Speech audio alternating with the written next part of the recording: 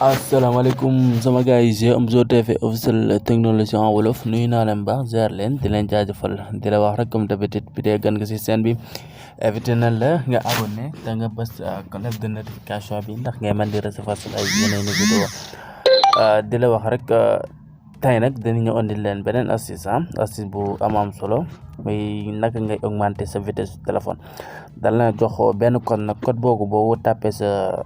téléphone bu fekkente ne demul dañ lay wanaale beneen application bu xamante ne si ne application boobu nga utiliser pour maanaam information yi nekk sa téléphone bu génnee ni yëpp en plus am quelques réglages yoo si def mën a augmenter sa vitesse su connexion internet bi muy gaaw trop application bi nag application bu efficace la macha allah pour loolu noonu nag day ñëw dem suñ Play Store ñu génn ni sa pour wala boo ñëwee sa Play Store nii mën ngaa bind 4G rek soo bindee 4G nga def recherche bi soo defee recherche bi bëri na fii nag mais dama préféré pour jët bi force LTE online bi cliqué si su cliqué application bu efficace la daf lay génneel information yi nekk si biir téléphone yëpp daf lay si indil ay détails yu bëree bëri en plus boo ko réglé di nga maanaam mu yokk sa vitesse su connexion bi internet bi léegi ñun amoon nañ ko ba pare dañuy def leen rek la ñuy def ngeen xamee application bu baax na moo nekk nii bëri na ay application yu nuroo moom mais ngeen xamee application bu baax en plus daan leen ko defal suñ suufu description bi sax pour benn dem foofu ngeen mën kaa am voilà léegi ñun amoon nañ application bu pare dañuy def ouvrir xëy na ñun nag leen ko doon utiliser moo tax nag mais yéen nag benn koy doo ko utiliser dañ leen laaj ay autorisé yooyu mais yooyu c'est pas grave da ngeen autorisé rek daal di accepté après dañ leen indil fii léegi bu leen indilee fii boo xoolee fii si kaw muy Android la ko daggee ay Android 8 9 10 ba 11 en plus fii nii ay 11 12 muy Android 11 12 léegi ñun si bii la ñuy cliqué quoi yow boo ñëwee rek di nga xam ban la sa téléphone nekk ñun boo xoolee si Android bii ñu 11 bi léegi dañuy cliqué bii si kaw bu ñu cliqué si kaw automatiquement dina fa indil fi information sur le téléphone bépp information bu xamante ne si ne dafa nekk sa téléphone rek daf la koy indil boo xoolee sélectionné na lépp les deux téléphoniques la sélectionné boo xoolee sa numéro email bi yëpp daf la koy indil numéro téléphone bi du la ko sélectionné ndaxte 2 plus la moo nekk suñ kii bi ay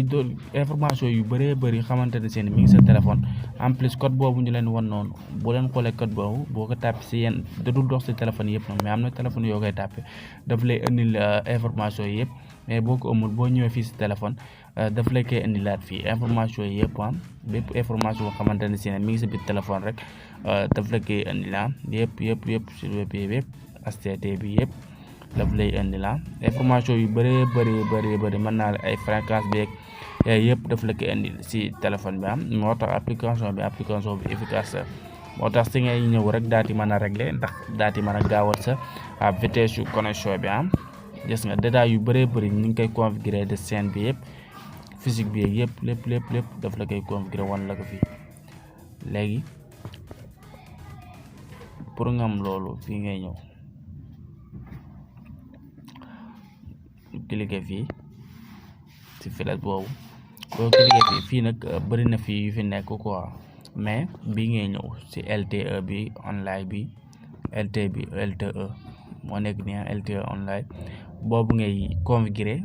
si boo configurer automatiquement day daal di ñëw fii définir la taille de réseau préféré moom ngay activer bu ko defee mu ànd ak application bi 4G bi su ko defee sa connexion